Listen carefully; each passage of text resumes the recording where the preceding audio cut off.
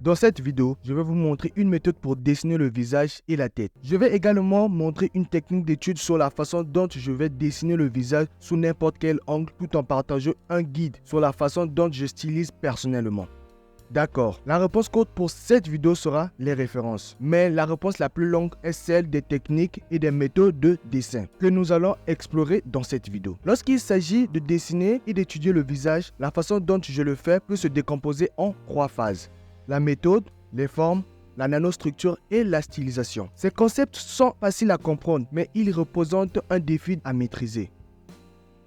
Commençons par la méthode de base appelée la méthode Loemi. Vous l'avez probablement déjà entendu plus de 100 000 fois. La raison en est qu'il s'agit de la méthode la plus simple, mais la plus solide pour dessiner le visage. Il y a des tonnes d'autres façons de dessiner la tête, mais j'ai commencé par dessiner avec celui-ci. Et j'ai vu la plupart des professionnels l'appliquer, surtout pour les animés et les mangas. Il est impossible de dessiner le visage sans connaître l'anatomie. Heureusement, nous disposons de méthodes de dessin comme la méthode Loemi qui peut nous aider à obtenir un aperçu de l'anatomie sans trop surcharger notre cerveau. Ok, la première étape consiste donc à dessiner un cercle. Faites en sorte qu'il s'agisse au moins d'un cercle décent, pas comme celle-ci, ou celle-là, ou ceci, ou cela. 2000 years later. Comme ceci.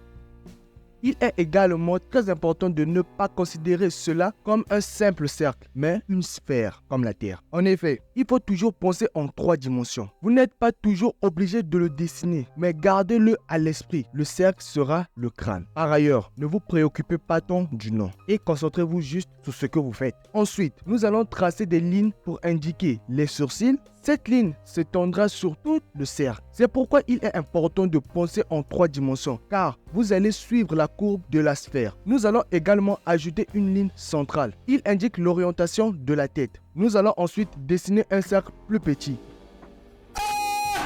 C'est reparti pour un tour. Il faut arrêter de dessiner des cercles.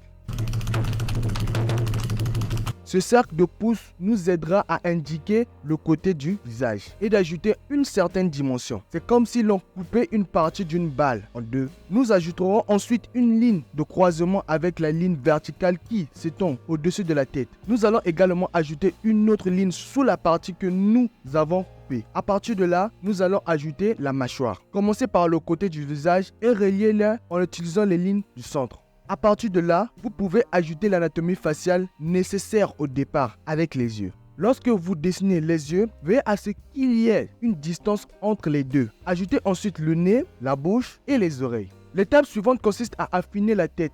Ici, vous pouvez remarquer que le guide semble erroné et que dans l'ensemble, il n'y a pas de différence entre les deux. C'est donc le moment de prendre des décisions et d'opérer des changements. Il n'est pas toujours nécessaire de faire confiance à la méthode. Si le dessin ne semble pas correct, réglez-le. Mais cela dépend de votre expérience. Encore une fois, il n'est pas nécessaire de suivre la méthode à la lettre. Je dis et je le redis. Pour ma part, au fur et à mesure que j'ai acquis de l'expérience, j'ai commencé à moins me fier à l'expérience des autres sur la méthode puisque je connais déjà le fonctionnement de la tête.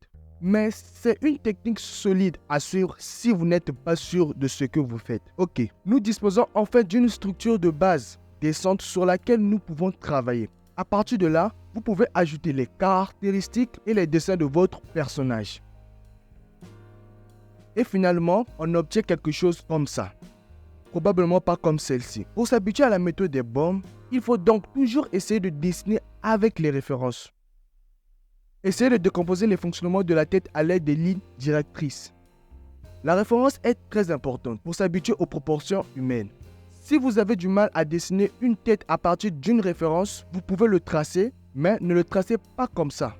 Au lieu de cela, décomposez les lignes à l'aide des lignes directrices du guichet unique. Puis copiez cette ligne directrice et s'en inspirer. Si vous avez du mal à trouver un angle, essayez à nouveau. Mais limitez-vous à 3 tentatives pour chaque référence. Et si vous n'arrivez toujours pas au bout de la 3e tentative, passez à l'étape suivante. Sur une autre référence et y revenir plus tard. Ne vous attardez pas trop sur une référence. Sinon, vous ne ferez que se retrouver bloqué et frustré. Allez toujours de l'avant et faites des pauses de temps en temps. Vous pouvez le faire rapidement, par exemple 1 à 2 minutes pour chacun d'entre eux, ou vous pouvez y aller doucement avec 5 ou 10 minutes. Tout dépend que de vous. Mais il est préférable d'équilibrer les deux. Pour dessiner un visage, je commence toujours par les yeux. Vous n'êtes pas obligé de le faire comme moi. Mais j'ai entendu une fois un professionnel dire que si vous arrivez à faire en sorte que les yeux aient l'air correct, alors tout le visage se portera bien. C'est pourquoi je donne la priorité aux yeux. Mais je continue à penser que le fait d'avoir une bonne structure crânienne est également important, vraiment important. Je pense que les yeux sont l'élément le plus important du visage parce que les yeux sont la fenêtre de notre âme et les yeux sont le point focal du visage qui est le point d'appui de l'image. La plupart du temps, il s'agit d'une question d'intérêt général. Les gens sont plus enclins à prêter attention aux yeux par rapport aux autres traits du visage. C'est pourquoi j'aime bien commencer par ça et ensuite simplifier le nez et la bouche. Avant de poursuivre, si vous êtes arrivé jusqu'ici, c'est que la vidéo est très intéressante. Alors, likez la vidéo, ça aide beaucoup au référencement. Et si vous n'êtes pas encore abonné, c'est simple, abonnez-vous et activez la cloche de notification. Sur ce, revenons maintenant à la vidéo. Très bien, passons maintenant aux formes.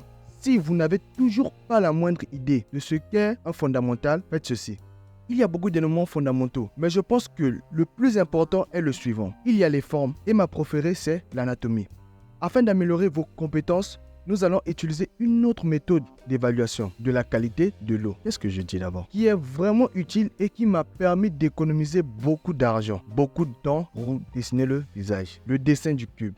Ça sera votre exercice. Dessinez un tas de cubes chaque fois que vous le pouvez. Parce que le cube sera ton meilleur ami. Il vous aidera à comprendre un grand nombre de choses. Le cube est la forme la plus utile qui soit. Ils sont comme des légumes. Ils sont ennuyeux, mais ils sont bons pour la santé. Commencez donc à dessiner des cubes. Des points de bonus si vous appliquez la perspective. Ok, essayons donc de dessiner des cubes sous différents angles, comme ceci. Il s'agit d'un exercice de dessin pour vous aider à comprendre comment fonctionne votre œuvre. J'ai vu certains artistes professionnels pratiquer cela, même s'ils sont déjà si bons. Cela peut paraître simple, mais cela peut faire une grande différence. Il n'y a pas de différence dans la façon de dessiner les visages ou quoi que ce soit d'autre. Dessiner des cubes de cette façon vous permettra de vous faire une idée en 3 dimensions, afin que votre dessin n'ait pas l'air plat ou irréaliste. L'intérêt de cet exercice est qu'il est très souple. Vous pouvez dessiner des cubes où vous le souhaitez, depuis le haut, le côté ou sous des angles très intéressants. Chaque fois que vous tirez des cubes, vous construisez une fondation qui vous aidera à comprendre comment les espaces de travail fonctionnent. Vous pouvez également essayer de décomposer les références en utilisant uniquement des cubes. Cela vous aidera beaucoup à comprendre la structure du visage et à vous faire une idée de ce qu'est une personne proportionnée. Vous finirez par développer une image mentale concrète et cela vous aidera chaque fois que vous aurez envie de dessiner. La structure anatomique. La plupart des gens sautent cette partie parce qu'elle n'est pas la plus excitante et de plaidoyer. Et il est très compliqué de dessiner. Vous n'en verrez même pas la majeure partie à la fin du processus. Donc c'est pas trop important. Mais c'est très utile. Alors, quel est l'intérêt? Eh bien, en fait, l'essentiel, c'est que c'est la clé du dessin. Des visages précis et professionnels. Mais ne vous inquiétez pas. Nous allons nous concentrer sur les éléments de base et non mémoriser chaque muscle du visage.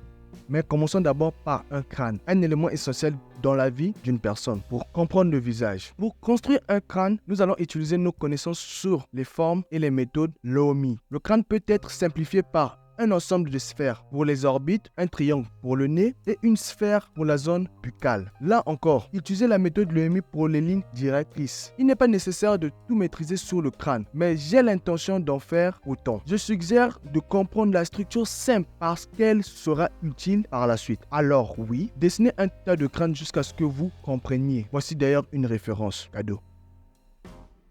D'accord, passons maintenant au ratio du visage. Le visage peut être divisé en 3 parties égales, le front, la partie médiane et la mâchoire inférieure.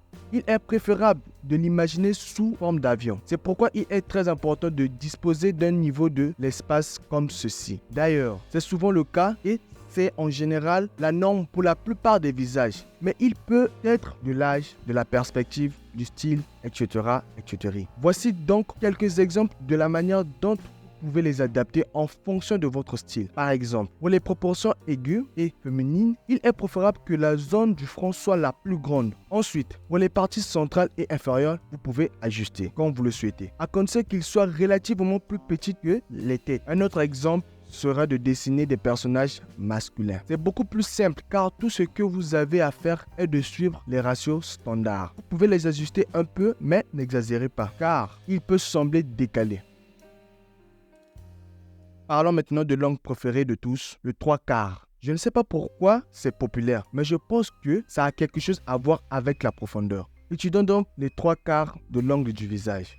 La caractéristique la plus marquante sera le côté du visage ou la zone des joues. Si nous regardons le crâne, la joue ressort, ce qui donne le résultat suivant. Il y a plusieurs façons de dessiner cela. Pour les personnages masculins, ils sont généralement tranchants et droits, et les pommettes sont également visibles. Cela dépend encore de l'âge et de vos préférences en matière de style. Pour les personnages féminins ou plus jeunes, les pommettes sont moins marquées, visibles, et la zone des joues paraît plus ronde et plus douce. De même, ne prenez que des références tirées de la vie réelle. Cela permet de s'assurer que votre dessin est aussi réaliste que possible. Il peut l'être, je vous l'assure. Et alors, vous choisissez des références, assurez-vous qu'elles soient prises en compte par un professionnel, avec un éclairage et une composition de qualité, et d'autres choses bien sûr. Une bonne source serait Pinterest. Il est préférable de dessiner quelque chose de naturel et visible et en même temps clair. N'oubliez jamais que lorsque vous utilisez une référence, vous ne faites pas que copier, vous recréez en quelque sorte l'image et c'est ainsi que je procède la plupart du temps. J'ai déjà développé un schéma mental pour savoir comment dessiner et je me sers de ce modèle pour reconstruire la référence que je cherche, quoi qu'il en soit. Comment styliser un visage? Voici ce qu'il faut faire. Ce que je ferai, c'est regarder sur Pinterest. On y trouve des fanarts, des illustrations officielles d'animés et bien d'autres choses encore. Passons maintenant à la façon dont vous pouvez styliser un visage. Dans le dessin animé, les yeux sont les traits les plus marquants. Ils sont très expressifs et on pourrait reconnaître un personnage d'animé rien qu'avec les yeux. La plupart des personnages d'animé ont le même schéma anatomique, mais ils se détournent de la plupart des principes fondamentaux.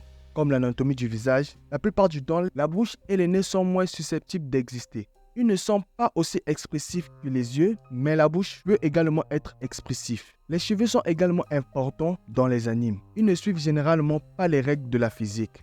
Vous pouvez donc être aussi expressif que vous le souhaitez avec les cheveux ou vos cheveux. En ce qui concerne la forme et l'aspect général de la tête, ils sont généralement simplifiés pour qu'ils soient plus faciles à reproduire. C'est pourquoi la plupart des personnages d'animé ont le même syndrome facial, parce qu'ils suivent une norme. Il ne s'agit que d'exemples de traits de visage que l'on peut modifier. Nous pouvons approfondir la façon dont vous pouvez les styliser dans une autre vidéo. En résumé, si vous voulez apprendre le style de dessin, regardez l'art des autres ou regardez les animés ou les mangas. Encore une fois, les principes fondamentaux l'emportent sur la conception et c'est tout. J'espère que cette vidéo vous aidera. N'hésitez pas à donner votre avis dans les commentaires et surtout n'oubliez pas de liker et de partager la vidéo. Sur ce, je vous donne rendez-vous dans une autre vidéo. À plus.